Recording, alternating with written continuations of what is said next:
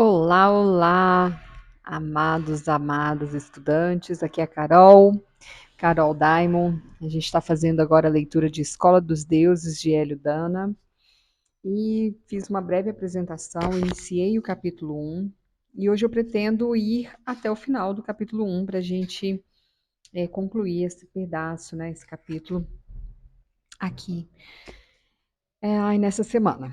Então vamos lá, começando aqui onde a gente parou, onde ele fala o trabalho é escravidão, né, um subtópico.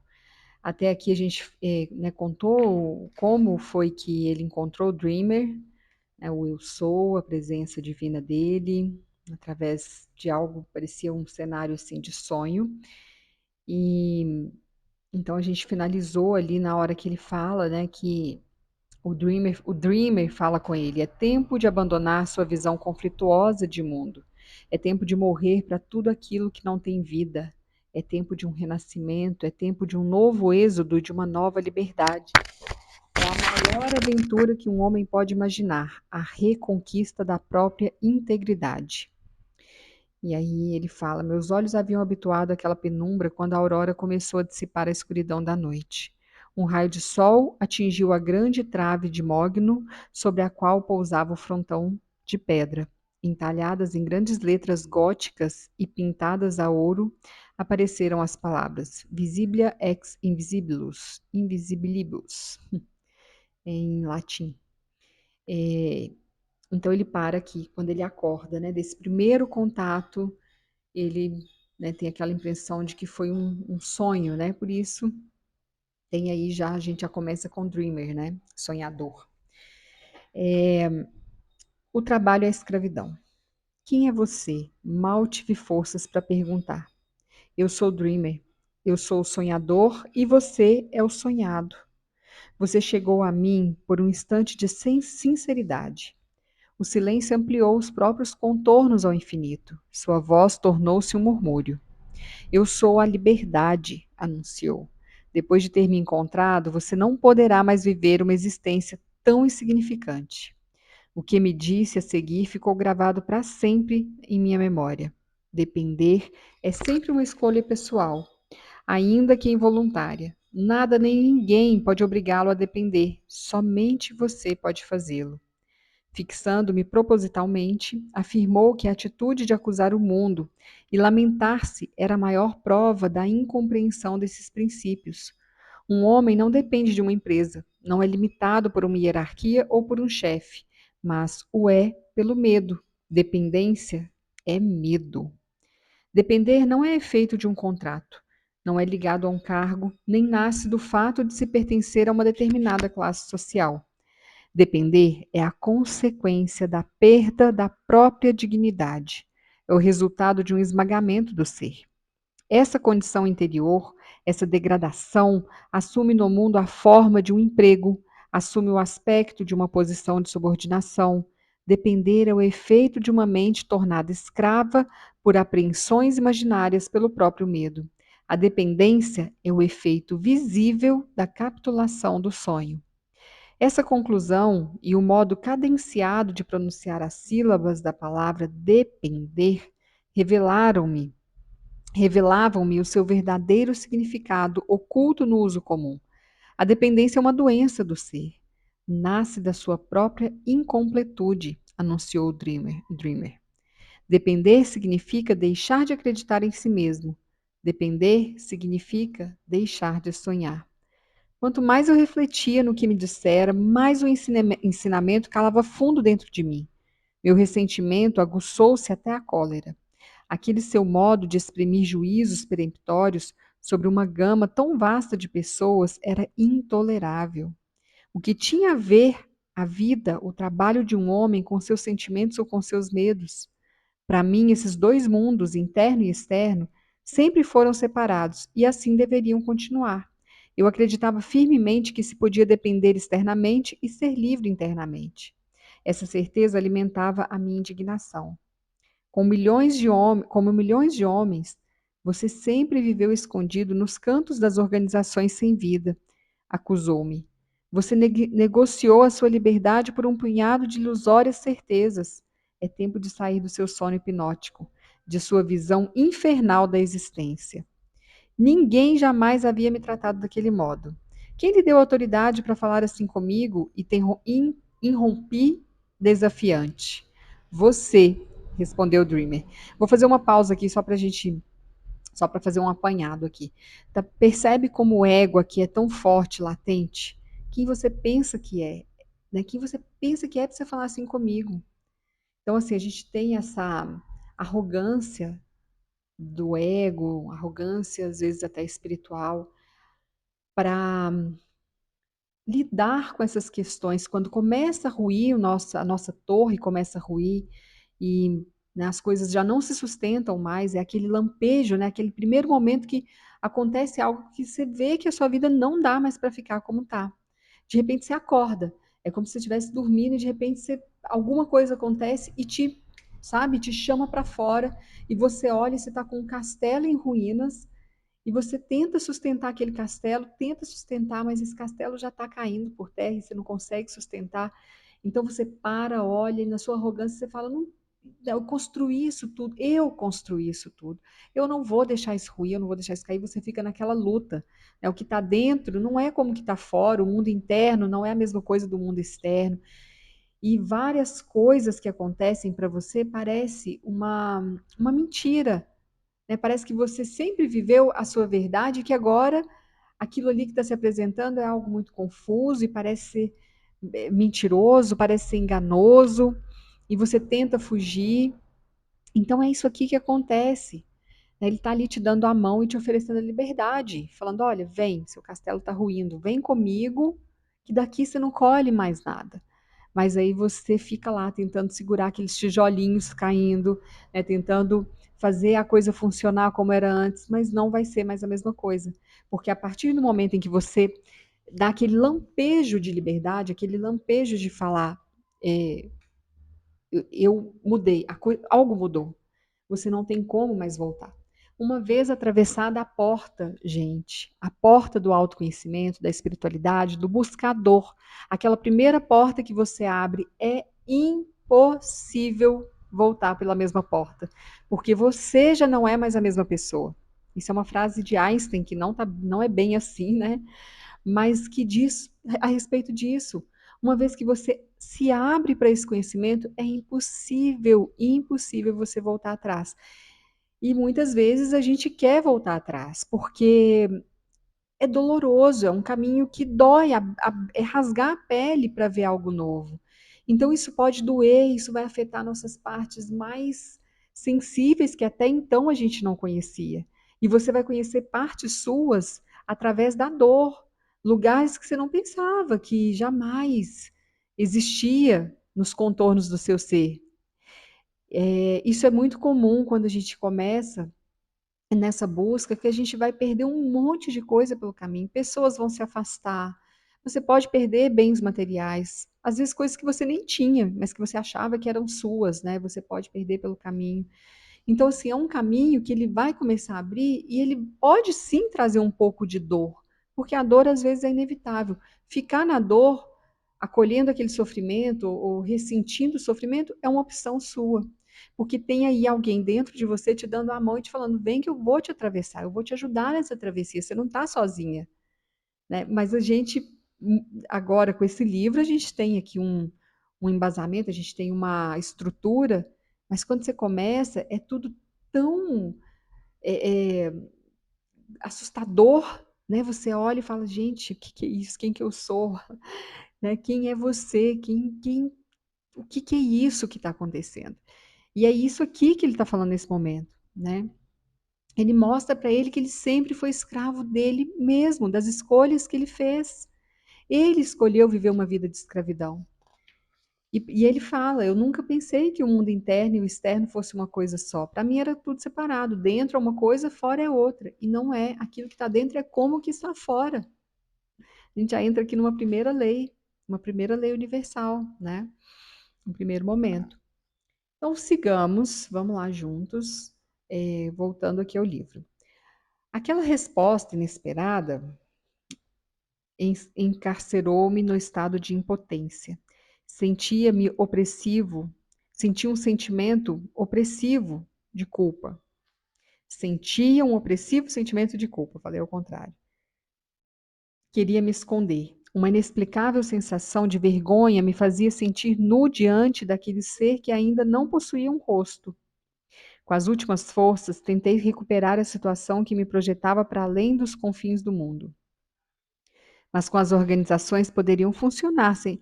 Mas como as organizações poderiam funcionar sem empregados? Perguntei com comedimento, na tentativa de reconduzir aquele diálogo à coerência e à razão. O Dreamer permaneceu calado, encorajado por seu silêncio. Vou continuar, vou repetir aqui uma frase. Mas como as organizações poderiam funcionar sem empregados? Perguntei com comedimento, na tentativa de reconduzir aquele diálogo à coerência e à razão. O Dreamer permaneceu calado, encorajado por seu silêncio, que interpretei como perplexidade ou incapacidade de me responder, saí ao seu encalço. Não fossem eles, o mundo pararia. Ao contrário, rebateu secamente. O mundo está parado porque existem seres humanos dependentes, seres humanos extremamente assustados. A humanidade, assim como é, não pode, não consegue conceber uma sociedade livre da dependência. Percebendo que eu estava no limite da minha capacidade de compreensão, amenizou o tom, agora quase encorajador. Não tema. Diz com sarcástica solicitude. Enquanto houver homens como você, o mundo da dependência existirá sempre e continuará a ser densamente habitado. Uma pausa congelou a atmosfera entre nós. De leve e irônico, seu tom tornou-se duro como aço. Você não poderá mais fazer parte dele, porque você encontrou a mim. Senti um bisturi a laser perfurar dolorosamente camadas calcificadas de pensamentos e de quinquilharia emocional. A dependência é a negação do sonho. A dependência é a máscara que os homens vestem para esconder a ausência de liberdade, a renúncia à vida. Aquela expressão, dependente, eu a havia escutado e pronunciado tantas vezes, mas somente a partir daquele primeiro encontro com o Dreamer percebi quão dolorosa ela era. A condição de empregado se revelava uma moderna transposição da antiga escravidão. Um estado de imaturidade interior, de sujeição. Por uma abertura na minha consciência, vi massas humanas condenadas ao destino de Sísifo, acorrentadas à repetição de um trabalho fadiga, um trabalho sem alternativa de escolha, um trabalho sem criatividade. Num flashback, revi a fachada do edifício de Ruscone, com a placa Entrada de Empregados, acima dos intermináveis corredores reservados aos funcionários. Por aquela garganta, imaginei passar um exército de milhares de seres subjugados, derrotados como os romanos em Sânio, submetidos às forças caudinas. Uma procissão de homens e mulheres que havia deixado de acreditar na própria unicidade. Um presságio de morte do indivíduo obscureceu o ar e toda a tristeza daquele destino amordaçou minha alma. O Dreamer penetrou naquela visão com a delicadeza de quem está cuidando de uma ferida mortal. Suas palavras soaram solenes. Um dia, uma sociedade que sonha não trabalhará mais. Uma humanidade que ama será suficientemente rica para sonhar e infinitamente rica porque sonha. O universo é abundante, é uma cornucópia transbordante de tudo o que o coração de um ser humano pode desejar. Em um universo assim, é impossível temer a privação. Somente homens como você, burlados pelo medo e pela dúvida, podem ser pobres e perpetuar a dependência e a miséria no mundo. Mas eu não sou pobre, gritei com a voz embargada pela indignação. Por que você diz isso? Dentro de mim, eu justificava e tentava juntar todas as possíveis razões para demonstrar o absurdo daquela acusação. O Dreamer continuava silencioso. Eu não sou pobre, gritei novamente. Tenho uma bela casa, um trabalho de dirigente, amigos que gostam de mim, tenho 2 filhos, dos quais sou pai e mãe. Aqui eu parei, arqueado pela intolerável injustiça e ofensa sem fundamento. Pobreza significa não ver os próprios limites, definiu o Dreamer. Ser pobre significa ter cedido os próprios direitos de artífice em troca de um trabalho que não ama, que não foi escolhido por você. Você, acrescentou quando eu já esperava que houvesse concluído, É o mais pobre dentre os pobres, porque além do mais, não sabe quem você é. Você esqueceu. A ninguém mais dei tanta oportunidade, e esta é a última vez. De repente, um sentimento de ofensa, de injustiça que havia invadido cada parte do meu ser desapareceu, e minhas defesas dobraram-se àquele decisivo golpe de ariete. Eu anotei que ariete é uma máquina de guerra. Senti ruírem as antigas bases sobre as quais eu apoiava minha existência. As convicções mais radicais, como templos abalados em seus alicerces, estavam caindo. Abra os olhos sobre sua condição e saberá quanto o ser humano se distanciou de sua realeza. Aparentemente, estamos aqui no mesmo cômodo. Porém, separam-nos éons infinitos de tempo. Aquelas palavras, como a luz intensa de um raio que rasga a escuridão da noite, permitiram-me perceber quão distante se encontrava aquele ser. Compreendi a falsidade de minha dignidade ofendida e a insignificância daquele eu que, como um ganido ao universo, tinha pronunciado diante do Dreamer. Tal qual cortina que encerra uma ópera bufa, caiu minha ilusão de pertencer a uma classe de poder de decisão, a uma elite de homens responsáveis, donos da própria vida. Meus olhos estavam úmidos. Sem me dar conta, eu estava engolido pela areia movediça da autopiedade. Providencialmente, o Dreamer interveio com um áspero tratamento. Agora acorde, faça sua revolução, insurja-se contra si próprio, ordenou, chacoalhando-me, oferecendo-me uma saída da posição de contrição na qual eu estava me recolhendo. Sonhe a liberdade de todas as limitações. Você é o único obstáculo a tudo que possa desejar. Sonhe, sonhe, sonhe sem descanso. O sonho é a coisa mais real que pode existir. Bom, aqui a gente finaliza esse subtítulo. Eu ainda vou ler mais uns dois aqui pra gente, para ver se a gente chega no final do capítulo. Mas já quero fazer aqui uma percepção, né? Trazer aqui uma percepção. Percebe como que o que ele traz aqui é importante? Ele traz aqui sobre essa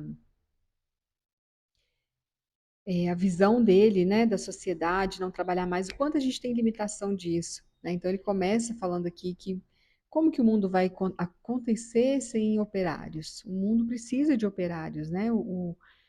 Ele fala e o dreamer dele fala que isso, né, não é liberdade, que ele não é um livre, porque ele depende. Um dia, quando a gente voltar a sonhar, quando a gente aprender a sonhar, a gente vai voltar a ser livre, porque a gente vai poder fazer aquilo que a gente veio fazer, né? A gente vai poder sonhar em liberdade, viver em liberdade através do sonho. E depender é negar o sonho. Né? Quando você depende de algo, você está negando o seu sonho, você não está vivendo o que você veio viver. Então, é assim, é isso que eu falei no início, né? Ele está aqui numa condição de escravidão, né, de pertencer a algo, numa vontade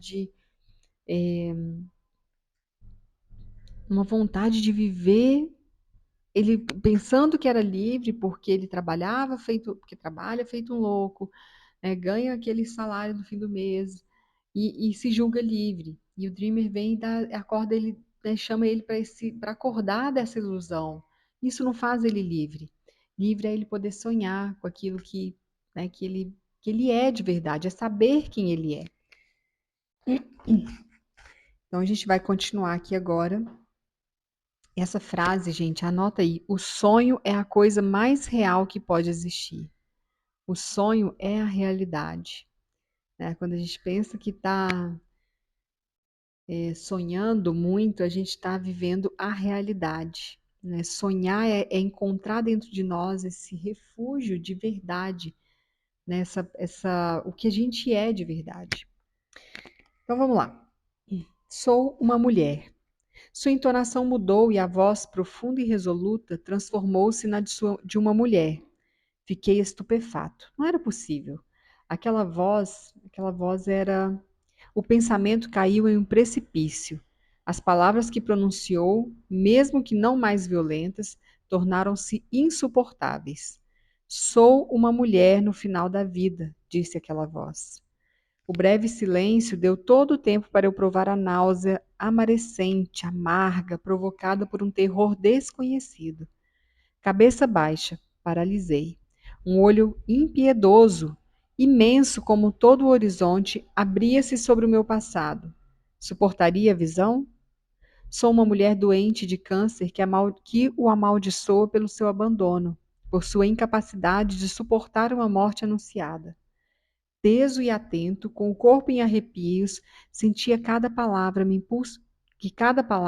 impulsionava em direção a um abismo. Era Luísa quem me falava, encontrando-me além do tempo, além dos confins da vida, com sua indefesa docilidade. As terríveis circunstâncias de sua morte, aos 27 anos, estavam agora se manifestando à consciência. A mesquinharia de tantos episódios da nossa vida juntos, o egoísmo que me havia feito barganhar tudo e todos por uma ninharia de segurança. As preocupações ligadas a dinheiro, carreira, minha incapacidade de amá-la explodiram dentro de mim em uma única percepção de dor. Uma vergonha imensa, quase repulsa, inundou minha alma. Tentei distanciar-me do homem que eu tinha sido. Essa é a morte de tudo aquilo que você foi, a morte do ranço que você carrega. Não fuja. Enfrente-a de uma vez por todas. Um homem, para renascer, deve primeiro morrer. O que significa morrer? Perguntei. O tom submisso que usei ao formular aquela breve pergunta surpreendeu a mim mesmo ao revelar quão diferente era agora a minha atitude. Morrer significa reverter completamente a própria visão. Morrer significa desaparecer de um mundo grosseiro, governado pelo sofrimento, para então reaparecer em um nível de ordem superior, anunciou misteriosamente. Eu continuava a não entender. Uma parte de mim, de algum modo, queria se opor. Aquelas ideias jamais ouvidas antes estavam me destroçando.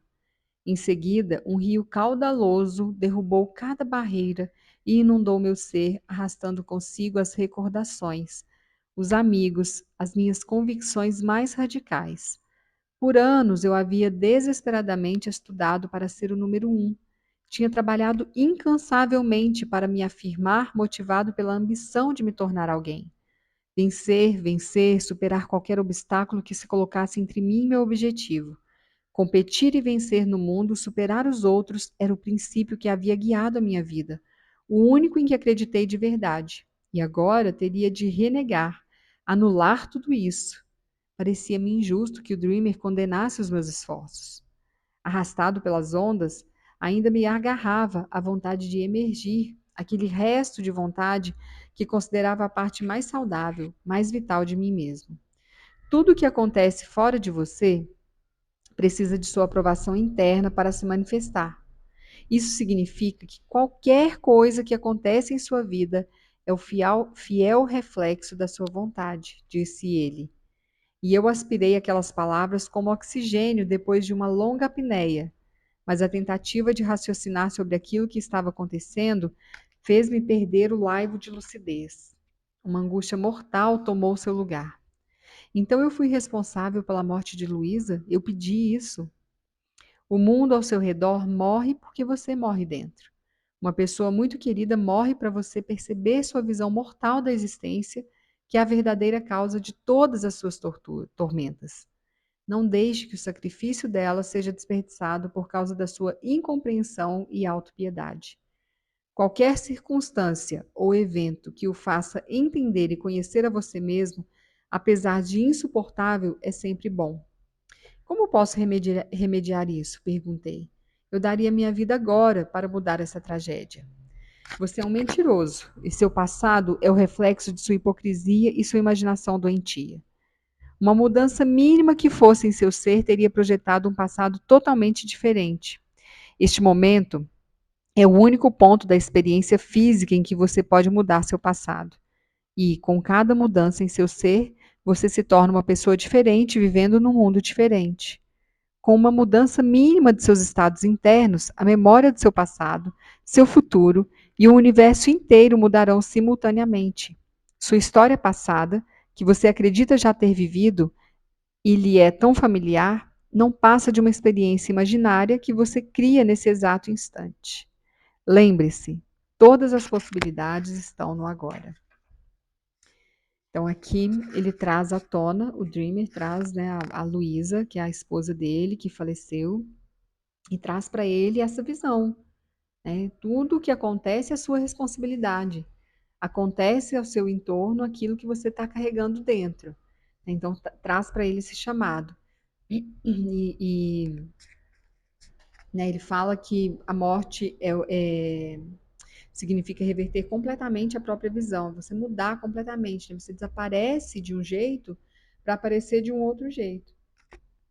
Quase que uma ressurreição, né? A morte não existe, mas sim o final de um ciclo para ressurgir em outro. E todas as possibilidades estão no agora. Então, o passado, eles são só lembranças. O passado é como se tudo que existe agora, tudo que existe está no agora, né? No passado, o que está no passado são meras lembranças e que você pode mudar de acordo com a sua forma de pensar, com a sua atitude. Então você não muda o que aconteceu no passado, mas você muda em relação ao seu passado, né? Você não muda o seu futuro, você muda você para que seu futuro seja como você quer. Sempre vem para a gente, né? O ponto sempre está dentro, sempre é central, nunca é fora. E isso é muito legal, isso é muito bom para a gente compreender. Apesar de, eu sinto que é, a cada vez que a gente lê esse livro, você vai ler e vai entender mais e mais diferente, né? Você vai entender algo mais, não diferente, mas você vai trazer mais pontos, né? Eu sinto que isso aqui já abre um portal interno muito grande, de perceber que o passado é apenas uma memória, apenas uma lembrança, né? O que você tem sempre é o presente. Uma mínima mudança pode mudar todo o contexto da sua vida. E o mundo ao seu redor morre porque você morre por dentro. Eu acabei de ler o livro aqui, deixei na leitura dele, de Mulheres, A Ciranda das Mulheres Sábias, onde a frase principal do livro é: quando uma pessoa vive de verdade, todas as outras pessoas ao seu redor vivem também. Né? E viver de verdade é se entregar de corpo e alma à existência, né? À vida. E ele está falando aqui quase que a mesma coisa, né? Quando você morre por dentro, o mundo ao seu redor morre. Alguém vai morrer perto de você.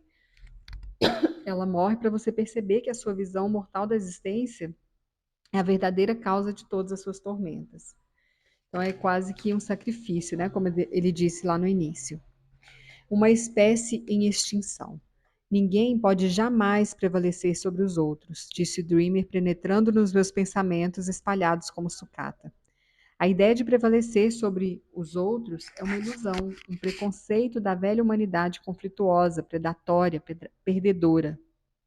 A pausa que acompanhei deu-me por alguns instantes a ilusão de uma trégua, mas era somente o movimento de preparo de um martelo antes de malhar com ainda mais força. Você é o símbolo dessa espécie em extinção, sentenciou, desferindo o golpe, uma espécie que está dando lugar a um ser mais evoluído. Um túnel estava sendo escavado, rompendo camadas e mais camadas de conceitos ultrapassados. Senti os espasmos de uma criatura no esforço supremo de nascer e receei não conseguir. Em seguida, o universo se fez maleável, fluido, até se revelar líquido. Eu nadava então em águas profundas. Aquilo que você sente com aspecto de morte é a asfixia de uma humanidade que está trocando a pele, de uma espécie à beira do abismo, obrigada a abandonar suas superstições, seus truques que já não funcionam mais. Tais palavras esculpiram-se no ar como uma epígrafe universal da condição humana. Vi-me debatendo-me desesperadamente em uma superfície infinita de cabeças agitadas, náufragos já conformados a se deixarem morrer. Os seres humanos, desde os primeiros anos, são educados para viver na zona mais desolada do ser. Colocados diante de uma ideia grandiosa ou de qualquer coisa que exorbite os limites da visão que têm, rejeitam-na e tentam diminuí-la a fim de ajustá-la ao minúsculo continente das próprias consciências. Veio-me imediatamente a imagem dos selvagens de Bornéu secando as cabeças de seus inimigos para lhes exorcizar a força. Sua voz tirou-me bruscamente desses pensamentos. É hora de você enfrentar a viagem, anunciou com paternal gravidade. Senti ternura, um estado de profunda tristeza e junto a autoridade de quem sabe. Notei que seu tom se adequava perfeitamente à minha atitude de escutá-lo, como se me refletisse em um espelho sonoro. Áspera e impiedosa contra as minhas resistências, violenta quanto ao meu estado de ânimo, repousante e doce como minha rendição. Sua voz agora havia adquirido um tom diverso, como um gesto teatral. Aproximou a própria mão do ângulo da boca, como para me fazer uma comunicação confidencial, e sussurrou: diante do teste da vida, até agora você não encontrou nada melhor do que se abarrotar de trabalho ou procurar refúgio no sexo, no sono ou em qualquer leito de hospital. Com intencional rudeza, para me remover da autopiedade em que estava mergulhando, disse: curvar-se sob o peso de situações desagradáveis, de desgraças e encará-las com tanta seriedade significa reforçar a funesta descrição do mundo, perpetuar seus eventos. E agora, o que devo fazer? Perguntei com a voz abalada pelo desespero. Se um homem muda sua atitude em relação àquilo que lhe acontece, no decorrer do tempo, isso modificará a própria natureza dos eventos que encontra. Nosso ser cria nossa vida, completou, aproximando-se de modo imperceptível. Afastou-se não mais que poucos centímetros, movimento que me inquietou. Entrei em estado de alerta, de angustiante vigilância. Não sabia o que me esperava. Nunca me vi tão atento. Era como se minhas células, bruscamente despertadas de um sono ancestral, fossem agora ouvidos descerrados e olhos arregalados, atentos a captar. O Dreamer esperou que minha atenção fosse máxima para pronunciar o que agora tinha a dizer. A morte de sua mulher é a materialização, a representação dramática do canto de dor que você sempre carregou dentro de si. Estados e eventos são duas faces de uma única realidade. Já não o acompanhava mais. Provei a náusea de um insuportável sentimento de culpa. Um abismo imenso e sem fim abriu-se diante de mim, pronto a me engolir. Estava resistindo com todas as minhas forças à mais simples e à mais difícil das verdades. Eu era o único responsável por todos os fatos de minha vida. Era eu a única causa de cada sofrimento, de cada adversidade. As luzes do mundo empalideceram, quase se apagando. Encontrava-me no limite de um limbo. Deixei-me levar, entregando-me a um torpor irresistível. Então, aqui eu vou finalizar essa parte. Não chegamos ao final do capítulo 1, os capítulos são bem longos, mas eu vou finalizar por aqui para a gente já começar, né, trazer a nossa reflexão. O que ele está trazendo aqui, né, é um chamado, é um golpe mesmo de falar, olha, acorda, né, tá, tudo diz respeito a você, você é o responsável, você é a responsável por tudo que acontece na sua vida, né? É com você, parte de você, é a partir de você que tudo acontece. Então olha para isso, olha para o que você pode mudar agora, para que os eventos futuros, para que o seu passado não seja tão, né, que você não carregue a dor do passado, mas que você olhe para o passado com gratidão, que você olhe para as pessoas que passaram pela sua vida, pelas dificuldades que você, né, pelo caminho dificultoso que você criou e que você compreenda que esse caminho te trouxe até aqui. E com um olhar de gratidão você aceite cada passo dessa jornada. E olha para frente, para aquilo que você quer criar com essa responsabilidade. Eu estou criando a minha realidade. O que eu olho, o que eu vejo agora é a criação da minha realidade futura. Então, o que que eu estou criando? O que que eu quero criar? O que que eu quero deixar para trás? O que que já não me serve mais? E assim você vai fazendo, trazendo para você a responsabilidade, né? E olhando aí para a sua vida com um olhar mais autônomo, né? Trazendo autonomia para você. Você cria, então você, nessa responsabilidade de co-criador que você precisa nessa autonomia, ter autonomia da sua criação. Entender que a autonomia é sua, né? Que você tem o livre-arbítrio, que a partir do livre-arbítrio tudo se cria a partir do seu sim ou do seu não. Pensa sobre isso. Deixo aqui para você refletir, tá bom? Uma alegria estar partilhando, estar fazendo essa leitura. Eu espero que ela esteja assim ressoando com o seu momento, que seja uma leitura que venha te encontrar para trazer para você, né, um novo tempo, um novo olhar para a vida, um novo olhar para a sua existência. Então, eu acredito que vai trazer para a gente boas reflexões e grandes mudanças.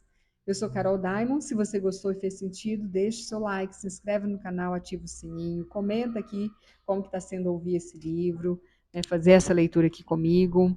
Uma alegria estar partilhando desse conhecimento. Juntos, vamos seguindo. Um beijo grande e até a nossa próxima leitura na quinta-feira com o próximo tópico de Escola dos Deuses de Hélio Dana. Um beijo grande, gente. Até lá. Tchau, tchau.